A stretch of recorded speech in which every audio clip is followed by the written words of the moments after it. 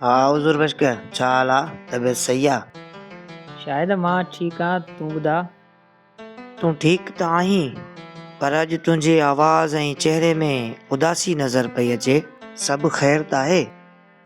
हा हा यार शायदि मां ठीकु आहियां, बसि थोरो थकिजी पियो हुअसि। मूंखे सच सच ॿुधा, अॼु तुंहिंजो आवाज़ ॿुधाए पियो त तूं कंहिं परेशानी में वरितल आहीं। हा यार, कुझु टाइम पहिरियां मूं हिकु प्लाट जो सौदो कयो हो, उन में मूंखे नुक़सानु थियो ऐं वापारियुनि जो मूं ते तमामु घणो कर्ज़ु थी पियो। रोज़ु अची दर ते तंग पिया कनि। इहा ॻाल्हि मां सभिनि खां लिकाईंदो रहियुसि, पर यार तुंहिंजे मज़बूत दोस्ती जे रिश्ते मुंहिंजे अंदर जे आवाज़ जो पर्दो हटाए छॾियो। तूं फ़िकिर न कर, मां तोसां गॾु आहियां। तुंहिंजो जेको बि कर्ज़ु आहे न, उहो मां अदा कंदुसि। बसि यार तूं रुगो मज़बूत थी। अॼु मूंखे यकीन थी वियो त आवाज़ ई दिलि जो आईनो हूंदो आहे ऐं तो मुंहिंजे आवाज़ मां मुंहिंजे अंदर जो दर्द सुञाणे वरितो।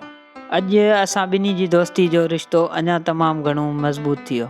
यार हुजूर बशक, इहो ई त दोस्तीअ जो असुलु हुस्न आहे।